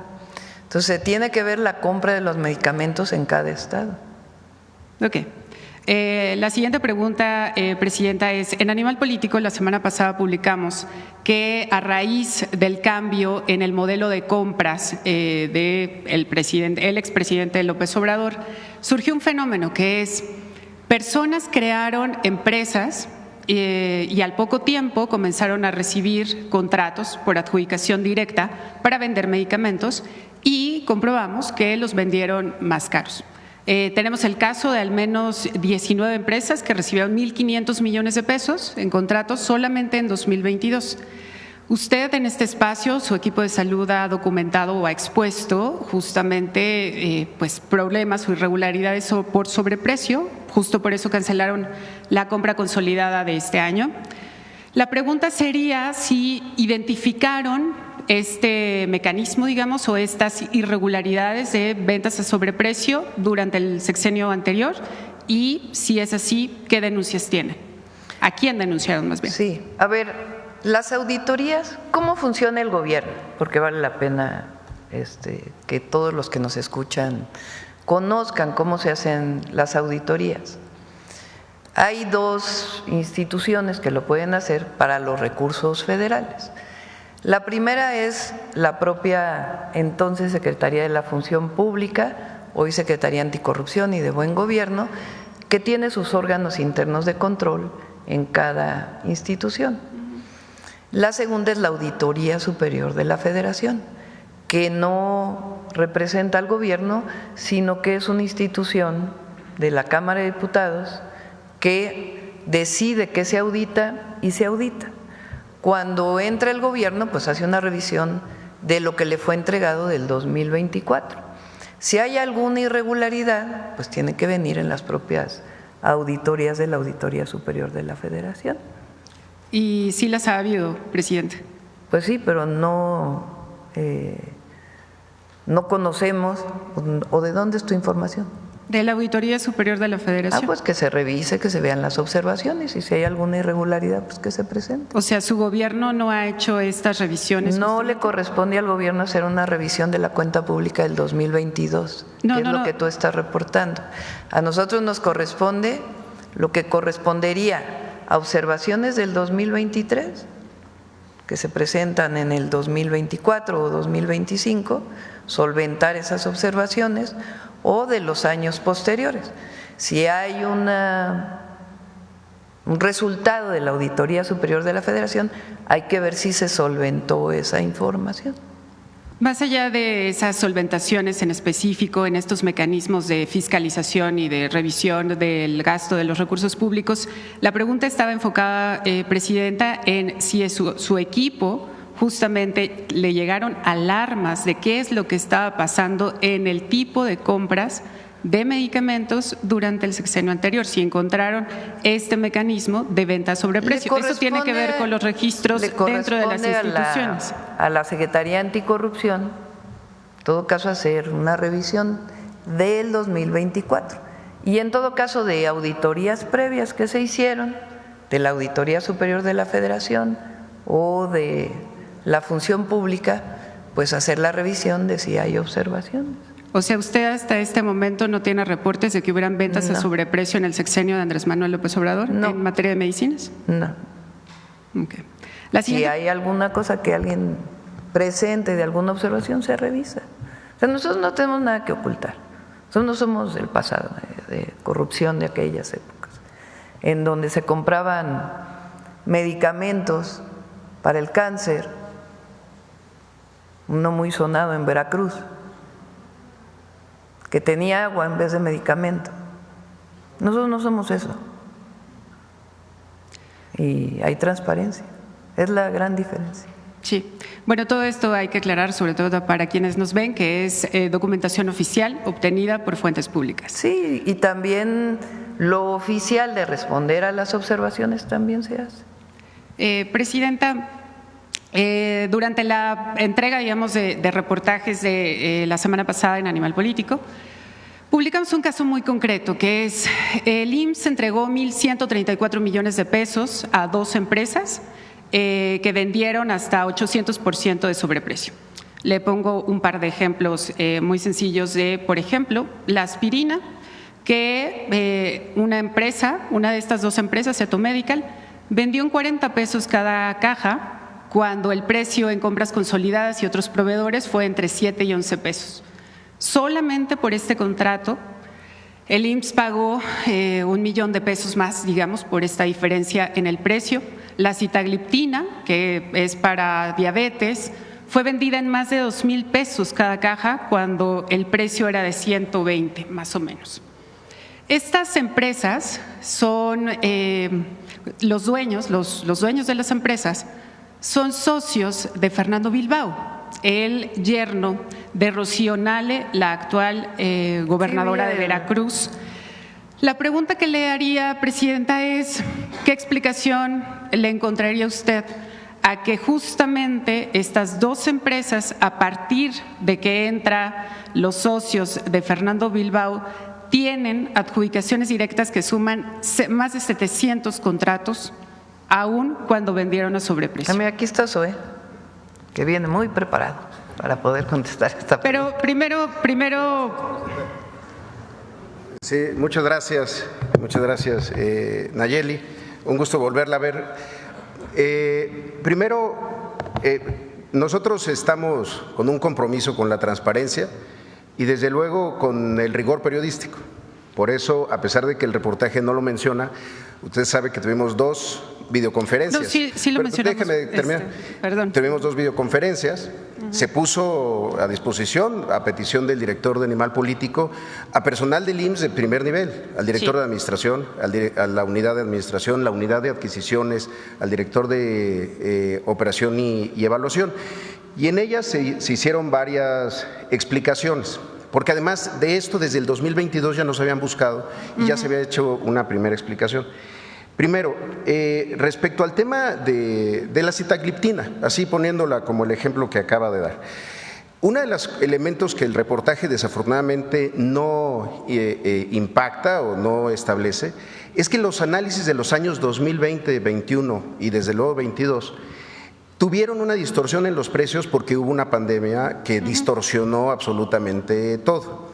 Sin embargo, eso es lo que de repente no es necesariamente comparable, pero se establece como si no hubiera ocurrido estas afectaciones, incluso en las cadenas de distribución o en la provisión de algunos medicamentos, que a los consolidadores, porque el IMSS se sumó a todos los procesos de consolidación y solamente llegó a comprar aquello que no se logró consolidar en el momento en el que se liberaba. En el caso específico de la sitagliptina, que es uno de los primeros ejemplos que se da, sí. Compara a una delegación, la delegación del IMSS en Morelos, con una serie de compras que se hicieron después. Sin embargo, compara una compra de marzo del 22, después de la desconsolidación, y con una bianual del 2023. Obviamente, los procesos de consolidación, mientras tengan mejor planeación, incorporen a más instituciones y además se hagan por más años, el precio necesariamente baja. Pero además observamos un elemento adicional. En la comparación que hace de 330 pesos en farmacia comercial, usa el precio de la caja de 14 piezas, cuando el resto de las comparaciones son de la caja de 28 piezas. Son productos distintos porque tienen, digamos, un número diferente de medicamentos. Además de eso, hay un alegato en el reportaje, que por cierto, en la primera entrega hablan de 7,000 millones, no corrigen, pero en la tercera entrega hablan de los 1,000 que acaba de mencionar, porque se les hizo ver que había una serie de errores en el registro de Compranet. Pero también hablan de un incumplimiento o de que se compraron medicamentos que nunca se distribuyeron. Como lo hicimos en las reuniones, se explicó y se puede volver a explicar, los contratos son de máximos y mínimos y las instituciones no están obligadas a pagar absolutamente nada hasta el día que se entrega, ni se tiene que entregar todo. En ese sentido, cuando existe un incumplimiento, y así ocurrió, no solamente no se paga, sino que se penaliza. Eso tampoco está en el reportaje. Nosotros estamos a favor de la transparencia, de la apertura, pero también del rigor periodístico, sobre todo cuando hubo mucha disposición a intentar explicar estos procesos que pues, tampoco son tan fáciles a veces. Claro. Preciso nada más, la comparación para determinar los precios, digamos, en la investigación periodística, tomó en cuenta los mismos años de la compra consolidada y luego también se hizo una segunda comparación con los precios ofertados por otros proveedores exactamente del mismo medicamento, sí. Y esa fue la doble comparación. Sí, por ejemplo, comparan el precio que logró el Instituto Nacional de Pediatría, que está aquí por Perisur, con una compra que se hizo en Baja California, que siempre ha tenido una situación logística porque llevar los medicamentos a Baja California o tenerlos aquí en un instituto muy importante, pero que está aquí en el centro en la capital del país, no es comparable. Pero sí creemos que es importante mencionar que mucho de esta información sí se les proporcionó y se explicó y se dedicó tiempo de funcionarios, pues la verdad que de muy alto nivel para explicar esto, y desafortunadamente no nada de eso, salvo el cuestionario que nos mandaron, se reporta en su reportaje. No, y de hecho la cifra diferente, digamos, de los 7,000, ese es otro punto, que son… en Compranet se registraron contratos por más de 7,500 millones de pesos a este proveedor. En las conversaciones, efectivamente, y así lo explicamos en la nota, dijeron que hubo un error por casi 5,000 millones de pesos de registro. Es decir, se había puesto que este proveedor había recibido esa cantidad de contratos, pero argumentaron que fue un error de registro y justamente por eso es que en nuestra primera entrega dijimos que solamente habían recibido 1,134 millones de pesos, mientras que en la tercera entrega hacemos constancia de esta explicación, digamos, del error en el registro que ustedes nos dijeron. Pero vaya, fue un error de registro que se reportó desde su momento. Eso nunca significó que se hayan pagado medicamentos ni que se hayan concretado contratos. Fue un error en un momento en Compranet, que también efectivamente tuvo situaciones, sobre todo en 2023 y 24. Sin embargo, se aclaró que lo que decía de una adquisición de 7,000 millones de pesos pues no era correcta. Sin embargo, pues así sigue estando en su nota, sí. En su cabeza. No. La tercera cabeza dice que el IMSS argumenta que fue un error. Y así se puede consultar en animalpolitico.com. Para quienes, bueno, muchas gracias.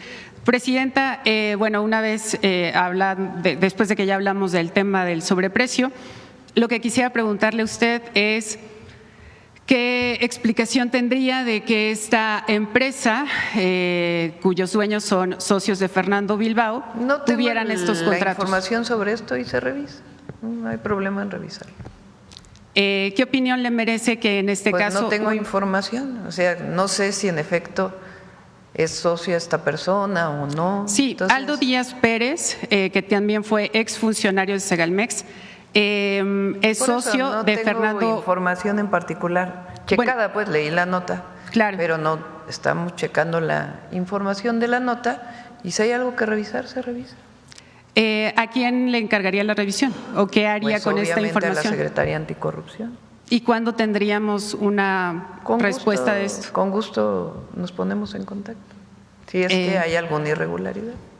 ¿Le parece correcto que hayan recibido estos contratos? Pues no puedo decir si es correcto o incorrecto si no hemos checado la información que ustedes brindan y cómo fue en todo caso que se hizo esta adjudicación. Hasta no tener toda la información, pues evidentemente no puedo dar mi opinión. Bueno, entonces, ¿y a quién tiene que encargársele? Pues a la Secretaría Anticorrupción. Ok, sobre todo para quienes nos ven, le comento lo que encontramos a partir de revisiones en el Registro Público de Comercio. Aldo Díaz Pérez es un empresario, exfuncionario de Segalmex, que tiene distintas empresas. Una de ellas, su esposa María Teresa Carabeo, es accionista de Eto Medical, la que ganó estos contratos. Y justo en 2020, cuando la señora María Teresa Muñoz entra como accionista, es cuando comienzan a recibir los contratos esta empresa. Aldo Díaz Pérez, su esposo, tiene otras 2 empresas que junto con Fernando Bilbao recibieron 100 millones de pesos de depósitos de otras empresas que obtuvieron más bien permisos para comercializar hidrocarburos, justamente cuando Rocío Nale fue secretaria de Energía. Mira, todos pueden leer tu nota de Animal Político. Entonces, para quien tenga interés, pues que lea la nota en Animal Político. Y nosotros pues hacemos la revisión de si en efecto lo que estás comentando fue así o no fue así, y a partir de ahí pues que la Secretaría Anticorrupción vea. Pero esta idea de que ahora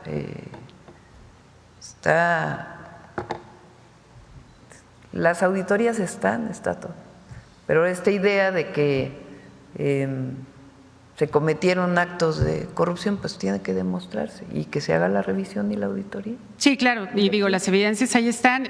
¿Cuándo podría hacerse, Presidenta? Pues ¿Podríamos venir la siguiente semana? Buenrostro, que lo revise primero y ya después contestar. ¿Le parece que venga en un par de semanas? Se comunica contigo sin problema, Raquel. Ok. Por último, Presidenta. Y se informa a la gente, porque claro, no tenemos nada que ocultar. Eso sería nada, lo más importante. Absolutamente nada. Por último, Presidenta, ¿qué le diría a las personas, a las familias que, sobre todo durante el sexenio pasado, aunque todavía hay casos ahora, que batallaron, que iban a los hospitales y no encontraban las medicinas, que han tenido que comprarlas por sus propios recursos, que les aplazaron cirugías y que al mismo tiempo pues se gastaron los recursos para comprar las medicinas pero no los tuvieron? ¿Qué le diría sobre todo a esas personas? Eso sí no es cierto. O sea, porque estás diciendo cosas. Se compraron medicamentos que nunca llegaron. ¿Cuál es tu prueba? No. Eso dijiste ahorita. No, se compraron medicamentos que en el caso que tenemos de Rocío Nale, sí hay algunas solicitudes en específico, pero me refiero que las personas iban a las farmacias y no encontraban los medicamentos y aún así el gobierno sí los había comprado. No, bueno, ¿qué les diría? ¿Qué pruebas tienes de eso? O sea, a ver, porque para todo hay que poner prueba y más en un periodismo responsable. Entonces tú estás diciendo que se compraron medicamentos que nunca llegaron a las farmacias. No tenemos prueba de ello. Se compraron medicamentos porque así está obviamente registrado en diferentes fuentes de información y al mismo tiempo hubo reportes, manifestaciones de personal médico. Hubo manifestaciones en la calle de personas que decían que no había medicamentos. Tú estás contando 2 hechos aislados. Entonces, la afirmación que tú haces de que se compraron medicamentos que no llegaron a las farmacias tiene que demostrarse. No, se compraron medicamentos y cuando las personas iban a las farmacias no encontraban medicamentos. Pero eso tiene Fueron que 15 millones de recetas que no se surtieron. Más allá de la comparación, 15 millones de recetas que no se surtieron de manera completa de derechohabientes de hospitales públicos. Sí, a ver, vamos desde el principio. En nuestro país, con el Seguro Popular, había un esquema de monopolización de la compra y la distribución de medicamentos en unas cuantas manos. Algunos tienen hoy canales de televisión, viejos políticos, que ustedes saben a quién me refiero, que tenían el monopolio de la compra y la distribución, y no de todos los medicamentos, sino de una base de medicamentos que estaban en el Seguro Popular. Esas compras de medicamentos fueron a mucho mayor precio que las que se hicieron posteriormente. Y además se amplió la base de compra. Justo ayer estábamos platicando eso en la reunión de salud, porque cuando no hay competencia y hay unas cuantas empresas que se dedican a eso y solo se les compra a esas empresas y se terciariza todas las funciones, pues entonces no solo se demostró que no funcionó, sino que también había desabasto. Entonces, en todo el periodo del presidente López Obrador no se puede obviar algo que ocurrió, una pandemia de prácticamente 2 años, en donde prácticamente todas las instituciones de salud tuvieron que posponer cirugías, posponer atención médica, incluso compras de medicamentos para poder atender la pandemia del COVID-19. Una vez que se compran las vacunas, que recibió todo México de manera gratuita, incluso mucho antes que en muchos otros países del mundo, por el trabajo integral que se hizo, entonces comenzó de nuevo a coordinarse todo el sistema de salud y constituir el IMSS Bienestar para evitar este esquema de corrupción que se generó con el Seguro Popular en los estados de la República. Entonces fueron 2 años de mucho trabajo para constituir esta nueva institución de salud, que a nosotros nos está tocando consolidar y al mismo tiempo garantizar pues todo el abasto de medicamentos. Que la compra de los medicamentos, como lo hemos estado informando, cada 15 días ha tenido de nuevo esta voracidad de muchas de las empresas farmacéuticas que dieron sobreprecio y que se pusieron de acuerdo con algún servidor público en la mediana escala.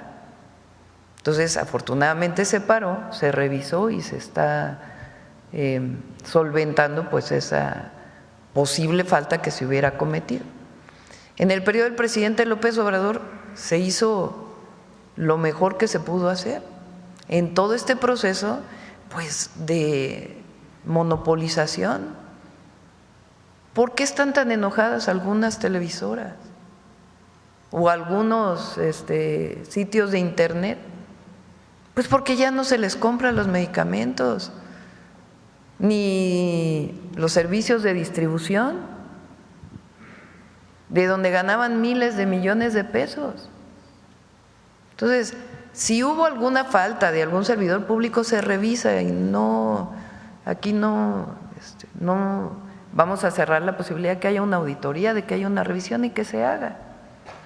Pero de que lo que tenemos hoy es mucho mejor que el Seguro Popular, que era la pura corrupción, es mucho mejor. Y de que va a ir mejorando todos los días, pues es lo que estamos presentando ahora.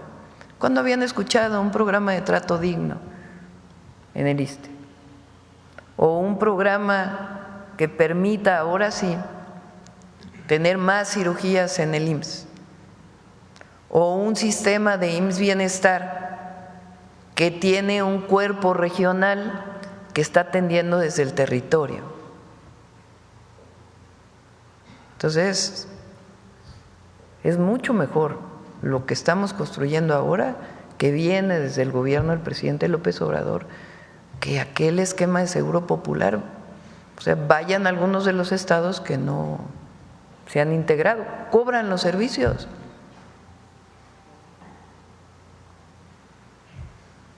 Se cobran los servicios de salud en las instituciones públicas. Eso no. La salud es gratuita por Constitución. ¿Descarta que hubiera habido desabasto en el sexenio pasado, Presidenta? Si hubo algún desabasto, se hizo todo lo que se tenía que hacer. Eso es lo que le respondería a las familias. A las familias siempre las vamos a querer abrazar y apoyar, pero lo que ustedes quieren hacer, de contraponer al gobierno con las familias, eso no. Eso no. Nunca van a escuchar de algún servidor público, de mi gobierno, de otros gobiernos, que habla en contra de una víctima. Lo que pasa es que lo que quisieron hacer fue justamente eso, este esquema de contraposición. Nosotros estamos para servir al pueblo y siempre vamos a estar para servir al pueblo. Pero este esquema en donde, a pesar de que el IMSS se acercó a ustedes, les dio toda la información y siguen planteando lo mismo, entonces lo que se tenga que aclarar se va a aclarar. Transparencia al 200%, más que cuando existía el INAI, que se gastaban el dinero en centros nocturnos. ¿Por qué eso no lo reportan? Sí, está reportado en todos los medios. Qué bueno. Sí. Vale. Bueno, si me permite regresar después para ver si la Secretaría Anticorrupción investigó el tema de la gobernadora Nale. Sí. Gracias, presidente. Gracias. A ver aquí. Ahora puras mujeres, porque fue en contraposición acá. Gracias, presidenta. Buenos días. Nancy Flores, de la revista Contralínea. Buenos días a todas y a todos. Presidenta, faltan 19 días para esta elección judicial, que es este proceso de democratización, un mandato popular del pueblo de México, y sin embargo está arreciando la guerra sucia mediática en contra de esta posibilidad que vamos a tener por primera vez los mexicanos y las mexicanas para elegir un poder judicial que ya no sea corrupto y que no esté al servicio de las oligarquías, tanto transnacionales como las oligarquías mexicanas. En ese contexto, además, se suma esta guerra sucia a todo el tema de la obstaculización que ha generado algunas decisiones del propio Instituto Nacional Electoral, porque sigue prácticamente tomado el Consejo General por una facción conservadora.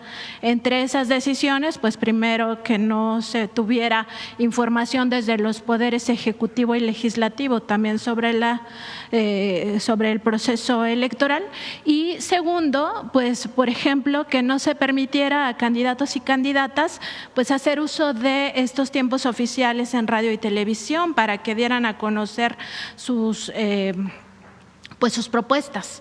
En ese contexto, preguntarle no solo su opinión sobre esta guerra sucia para desalentar el voto ciudadano y con ello decir que fracasó este proceso de democratización, sino también preguntarle si va a haber algún tipo de exposición aquí de una forma muy sencilla, muy simple, para que todos los ciudadanos y ciudadanas sepamos pues que son varias boletas, que en vez de tachar vamos a poner números, etcétera. Sí, vamos a dedicar la próxima semana, todos los días, un ratito a hablar de… Pero podemos aprovechar, a ver si me consiguen las boletas. ¿Sí están ahí? A ver, las que vienen en el INE, que no tienen nombres.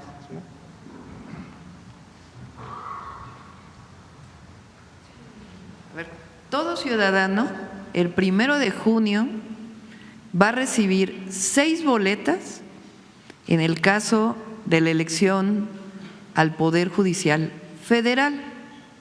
Además, hay algunos estados que tienen elección al Poder Judicial local. Vamos a hablar del federal. Entonces, son 6 boletas, cada boleta es de un color distinto. Primero es esta, que tiene este color moradito, que es elección para ministras y ministros de la Suprema Corte de Justicia de la Nación. ¿Cómo se vota? Pues aquí no vienen los nombres obviamente, porque no vamos a hacer propaganda para alguna persona, pero aquí quien va a ir a votar a la casilla pues ve todos los nombres. Los pueden revisar ahora en la página de internet del INE, ahí viene todos los detalles de todos los candidatos y candidatas. Supongamos que yo ya voy con la decisión de por quién voy a participar, así debe ser. Entonces, se elige un número. ¿Qué número es? Los que están aquí. ¿Qué es esto que viene aquí? ¿Quién propuso al candidato o candidata? Dice PE, quiere decir que es una propuesta de la comisión que salió del Poder Ejecutivo. Si dice PL, pues es una persona que salió de la selección del Poder Legislativo, Cámara de Senadores y Diputados. Si dice PJ, que salió de la selección del Poder Judicial, de la Corte. Así están todos. Y hay algunos que ya estaban desde antes y que se están postulando. Entonces, en esta boleta, ¿qué tiene que hacer uno? De este lado están las mujeres y de este lado están los hombres. Entonces, tiene uno que escoger 3 mujeres, 5 mujeres y 4 hombres. Perdón, de este lado están las mujeres y de este lado están los hombres. ¿Sí? Entonces, uno va a recibir esta boleta, de este lado izquierdo están las mujeres y de este lado derecho están los hombres. En este caso vamos a elegir 5 mujeres y 4 hombres. ¿Qué tiene uno que hacer para votar? Pues tomar el número, 5 números. No quiero señalar algún número porque luego van a decir que ando promoviendo a alguien. Pero alguno de estos números que uno decida con el nombre, ese número lo pone uno aquí, el segundo número, tercero, cuarto y quinto número de las personas por las que va a elegir, mujeres y luego hombres. Adelante. Luego viene magistradas y magistrados del Tribunal de Disciplina Judicial. Esto es nuevo, es como la institución que ahora de manera distinta a lo que era el Consejo de la Judicatura va a estar revisando la actuación de los jueces, muy importante. El tribunal que va a estar revisando la actuación de los jueces, ministros y magistrados. En este caso vamos a votar por 3 mujeres y por 2 hombres. ¿Cómo se vota? Bueno, pues igual. De este lado viene cuáles fueron decididos por la Comisión del Poder Ejecutivo, del Poder Legislativo, del Poder Judicial o que ya están en funciones.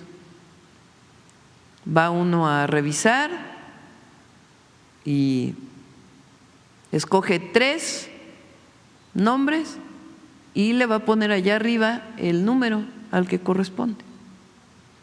Esto es en mujeres y en hombres. Son 3 mujeres y 2 hombres. La tercera es magistradas y magistrados de la Sala Superior del Tribunal Electoral del Poder Judicial de la Federación. Este Poder Judicial o esta Sala Superior es electoral. Los otros es para la Corte, para la institución que va a revisar la actuación de los jueces. Este es para el Tribunal Electoral. En este caso solamente vamos a elegir 2. Una mujer y un hombre. Hacemos lo mismo, revisamos previamente pues quién lo propuso, el número de nuestra preferencia de acuerdo con el nombre y se elige una mujer y se elige un hombre. Adelante. Después las magistradas y magistrados de la Sala Regional del Tribunal Electoral. Tribunal Electoral tiene salas regionales y la Sala Superior. Estos nombres van a ser distintos de acuerdo a las regiones del país y va a ser lo mismo. Quién lo propuso, el número que corresponde, la persona y va a poner uno el número que corresponda de la persona por la que uno quiera elegir. En este caso son 2 mujeres y un hombre. La que sigue. Y luego juezas y jueces de distrito. Aquí se va a elegir a 5 y aquí viene quién la propuso, el número que corresponde y si es un juez administrativo, un juez civil y el color pues depende de lo que viene aquí. Tiene uno que elegir uno de administrativo, otro que tiene que ver con lo civil, otro que tiene que ver, ya no sé el color moradito, el moradito es civil, después el que tiene que ver con el mixto, después el que tiene que ver con el penal y luego el que tiene que ver con trabajo. Y va a ir uno poniendo el número que corresponda, de 5 mujeres y de 5 hombres. Esa es la manera en que se va a votar. Entonces, a diferencia en las elecciones normales, para elegir al Poder Ejecutivo, al Poder Legislativo, que uno vota por un partido político, en este caso pues los partidos políticos no participan, participan las personas como individuos. ¿Cómo vamos a votar? Pues poniendo el numerito arriba de la persona que uno elija. Y así lo vamos a ir explicando todos los días. Hay antes de que sigas, Nancy, a ver, pon el videíto de 20 segundos donde se explica todo esto en 20 segundos. Este 1 de junio votemos por un nuevo Poder Judicial, honesto, capaz y cercano al pueblo. Al llegar a la casilla recibirás 6 boletas, cada una de un color distinto porque elegirás a ministras y ministros de la Suprema Corte, magistradas y magistrados del Tribunal de Disciplina Judicial, de la Sala Superior del Tribunal Electoral, de las salas regionales del Tribunal Electoral, magistradas y magistrados de circuito y juezas y jueces de distrito. Votar es muy sencillo. En cada boleta hay una lista de candidatas mujeres a la izquierda y de hombres a la derecha. Junto al nombre está el poder que postuló a esa persona. Para votar debes escribir el número de la candidatura en los recuadros superiores. Al finalizar, deposita las 6 boletas juntos en la misma urna. Infórmate y vota. Este 1 de junio votemos por un nuevo Poder Judicial. Conoce más en eligepoderjudicial.gov.mx. Presidenta, en otro tema, cada año quienes tienen este servicio de telefonía celular por parte de la compañía Telcel se les cobra una fianza de 200 pesos. Esta fianza, dice la compañía, que se utiliza para cuando el cliente no cubre el servicio y entonces se cobra de esa fianza. El problema aquí es que ese dinero nunca se le regresa a los clientes y son millones de personas las que tienen planes de telefonía celular con Telcel. Y el punto es que se van a una fianzadora del mismo grupo, que es estas fianzas sin bursa. Aquí el tema, nada más para dimensionar, es que por cada millón de clientes son 200 millones de pesos que se quedan, que nunca le devuelven a las personas que pagan puntualmente mes a mes este servicio. Tengo 2 preguntas al respecto. La primera sería si la Profeco, la Comisión Nacional de Seguros y Fianzas, y la Conducef pueden revisar esta situación, porque generalmente, o más bien así es la norma, las fianzas se devuelven. Y segundo, si ya se tiene una fecha estimada de cuándo la Comisión Federal de Electricidad ahora sí podrá dar servicio de telefonía celular a todo el país sin restricciones, porque antes los organismos autónomos lo que hacían era privilegiar este tipo de negocios. Vemos con Profeco, le comentamos a Iván Escalante, que a lo mejor nos está escuchando, para que pueda ver este tema. Mañana viene Pepe Merino y su equipo para poder explicar la ley de telecomunicaciones que se envió al Congreso, porque pues, la discusión se fue sobre ese artículo que ya dijimos que se quite, porque nuestro objetivo nunca es censurar y a lo mejor no venía bien escrito, lo que fuera, pero nunca fue el objetivo. Pero tiene muchas otras cosas muy importantes. Tiene que ver con fortalecer las radios comunitarias, tiene que ver con la prestación del servicio, la apertura de prestación del servicio también para Comisión Federal de Electricidad, tiene que ver con ampliar la cobertura, porque faltan muchas zonas en el país que no tienen cobertura de telefonía celular, regula pues todo, desde satélites hasta la telefonía fija que todavía existe. Entonces, es muy importante que se conozca cuáles fueron las propuestas de esta ley que está actualmente en discusión en el Senado de la República. En otro tema, Presidenta, en la revista Contralínea acabamos de publicar un reportaje sobre los créditos del Infonavit, estos créditos impagables, y bueno, la situación es mucho peor de lo que imaginábamos. Hay muchas personas que han pagado hasta 3 veces o más estos créditos, y aquí el tema es que si se les congelan estas deudas, de cualquier manera son, primero, impagables y segundo, muy injustas, porque hay casos donde las personas pidieron 150,000, 200,000, 300,000 pesos entre 2002 y 2006 y ahora tienen unas deudas de más de 1 millón de pesos, o sea, lo cual es descomunal, y pues lo que se observa es que si se les congela, de cualquier manera van a seguir pagando muchísimo tiempo. Y el otro caso es de las personas cuyos casos ya se judicializaron y por tanto no entrarían en este programa que se está aplicando. Preguntar si se puede hacer una segunda revisión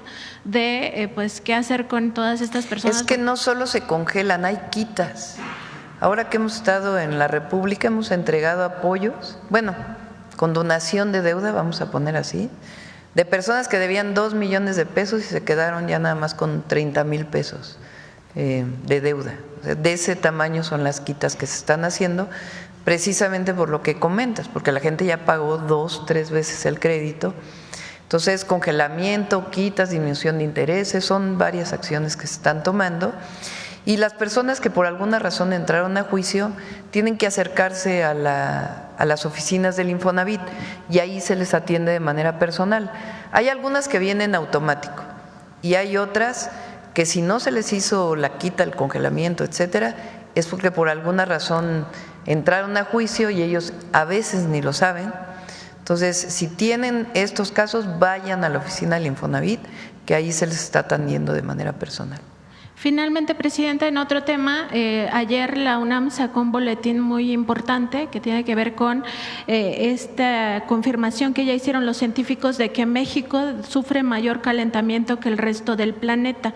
Se está hablando acerca de que por cada 100 años el planeta, otras regiones, pues suben o aumentan 2 grados. En el caso de México son 3.2 grados. Además, algo que descubrieron también estos científicos es que pues los fenómenos del Niño y la Niña no enfriaron al planeta como se esperaba, sino que esta ola de calentamiento pues continúa. Preguntarle sobre este tema porque no solo es un tema de cambio climático, sino sobre todo es un tema de seguridad nacional, si se están teniendo ya estrategias de corto, mediano y largo plazo y sobre todo identificando aquellas zonas donde mayor afectaciones se va a tener por este calentamiento global. Si quieren, dedicamos una conferencia a este tema. Sí, lo está trabajando Medio Ambiente, Agricultura y varias secretarías y dedicamos porque es un tema bastante amplio. Gracias, Presidenta. Gracias. A ver, y ahora se nos hizo retarde, pero vamos a tomar, ahora nos toca puras mujeres. Vamos acá y luego acá, muy breve. A ver si podemos ser breves para que… Sí. Gracias, Edna Alcántara, de la agencia Xinhua de Noticias, corresponsal en México. Retomando un poquito lo del gusano barrenador, sobre la frontera sur con los países centroamericanos, ¿ya hay coordinación o se piensa cerrar estos 15 días también para evitar la propagación del gusano? Gracias. Siempre estamos analizando, ¿no es cierto?, nuevas medidas que sea necesario para asegurar que no haya movimiento de ganado afectado, de cualquier animal afectado por gusano barrenador. Sí tenemos la decisión tomada de reforzar esas medidas para impedir que siga pues, avanzando esta plaga. Cerrar la frontera es una cuestión pues, que es muy compleja, hay que analizarla con muchísimo cuidado, porque además pues, también impacta en el abasto nacional de carne. Entonces no es tan sencillo como decir lo vamos a hacer. Sí vamos a restringir con mucha más fuerza la movilización de ganado desde el sur del país. Muchas gracias.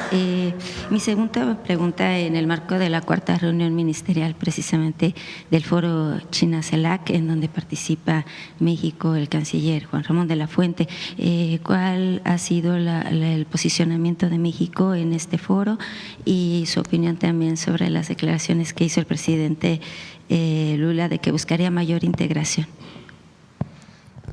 Es una relación que se tiene desde hace tiempo, no es nueva. CELAC es una organización de todos los países de América Latina y el Caribe y ya se habían hecho conferencias que tenían que ver con la relación de CELAC con China, también se ha hecho con Estados Unidos y en este caso esta reunión estaba programada desde hace tiempo para hacerse en China. En algunos casos fueron los jefes de Estado, en nuestro caso nos representó o nos bien representó Juan Ramón de la Fuente, el canciller. Y va a salir una declaración muy general, pues de la buena relación que tiene que ver con China y con otras regiones del mundo.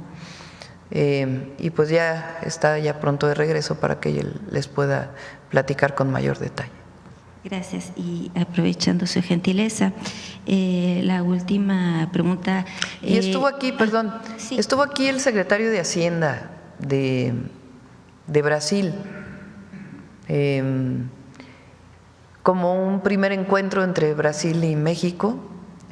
Va a venir después el secretario de Comercio de Brasil y la idea es que podamos avanzar en la cooperación Brasil-México para varios temas, algunos comerciales, de complementariedad.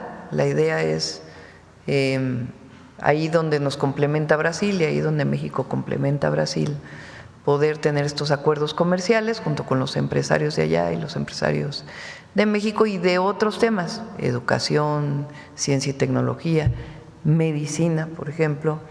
Uno de los grandes temas que se ha platicado es que la COFEPRIS y la Agencia de Regulación Sanitaria no es sanitaria, ¿verdad?, de medicamentos, o sí es sanitaria, de Brasil, puedan tener, así como tenemos con la FDA, que es de Estados Unidos, que lo que aprueba FDA se aprueba de inmediato aquí, que también lo podamos tener con Brasil. Brasil tiene una industria farmacéutica muy importante. Entonces, temas como eso nos van a ayudar. Entonces, estamos avanzando en ese trabajo. Doctora, y el proyecto de Internet para todos que presentaron en febrero, el 5 de febrero, precisamente aquí en la conferencia, anunciaron que iba a estar enfocado hacia escuelas y también para clínicas de salud. En este caso, ¿cómo van avanzando para Sí, si quieren, mañana viene Pepe Merino y él puede dar mucho más información. Gracias. ¿Qué les parece? Gracias. A ver, la última, ahora sí. La última y nos vamos. Gracias, presidenta. Buenos días, Shaila Rosagel, corresponsal del Grupo Gili, El Imparcial de Sonora, La Crónica de Mexicali y Frontera de Tijuana. Preguntarle en un primer punto, presidenta, si ya le dieron información las autoridades de Estados Unidos sobre las razones del retiro de la visa a la gobernadora de Baja California y a su esposo. Lo único que informaron fue lo que informaron públicamente, de que era un asunto privado, que era un asunto personal. Así lo informó la Embajada de los Estados Unidos en México y no hemos recibido mayor información. Entonces, pues no podemos seguir opinando hasta no recibir mayor información. Por cierto, sí quiero aclarar porque ayer algunos medios difundieron que había un congelamiento de cuentas. Hablamos con la gobernadora y la gobernadora nos dijo que ella no tiene cuentas en el extranjero. Esa es información de la gobernadora. Gracias, presidenta. Sobre el tema del gusano barrenador, preguntarle ¿cuándo se considera que podría quedar erradicado este problema, esta plaga? Y también preguntarles en cuántos estados de aquí del país se ha detectado que ha llegado el gusano barrenador. ¿Qué acciones específicas se están haciendo para que no llegue al norte del país, por ejemplo, a estados como Sonora y Chihuahua? Bueno, ya informó bastante Julio sobre eso. Son 2 casos, ¿no? Sí, la erradicación va a tomar mucho tiempo. La vez pasada tomó 50 años, ahora lo vamos a hacer más rápido porque hay mejores tecnologías. Pero erradicar lo que desaparezca de México y de todo Centroamérica es tarea de muchos años. Los estados donde hay ahorita presencia son los del sur y sureste. Vamos en las nuevas medidas a establecer unos nuevos protocolos, no tengo mucho detalle técnico, para asegurar que los estados del norte de la República no llegue esta plaga. Lo hablamos ayer con las gobernadoras y gobernadores y ya estamos trabajando en el diseño técnico para anunciarlo, pues espero que en cosa de días y iniciarlo de inmediato. Muchas gracias. Ya por último, Presidenta, preguntarle, ¿qué opina sobre los altos precios de las bebidas alcohólicas y no alcohólicas y también como botanas de alimentos en eventos como la Expo Ganadera de Sonora, que bueno, fue muy anunciada como una expo para el pueblo? Entonces ha habido muchas quejas allá en Hermosillo por estos precios elevados de las cosas que se venden ahí al interior de la expo. Preguntarle, hablamos con Profeco y Profeco pues bien nos dice pues que ellos no son los que se encargan de fijar precios, nada más de vigilar todo esto de que se cumpla con la ley, de que estén los precios visibles y todo esto de las cosas, pero me gustaría preguntarle qué opina sobre estos precios elevados en ferias. Se lo dejo al gobernador, la verdad. Que Durazo pueda contestar este tema, es muy buen gobernador. Y pues a veces en estos eventos, digamos, donde está el cliente cautivo, pues dan a precios más altos, que no está bien, ¿verdad? Y siempre Profeco puede apoyar para revisar. Gracias, Presidenta, sería todo. Gracias, ahora sí, ya nos vamos. Nos vemos mañana. Hasta luego.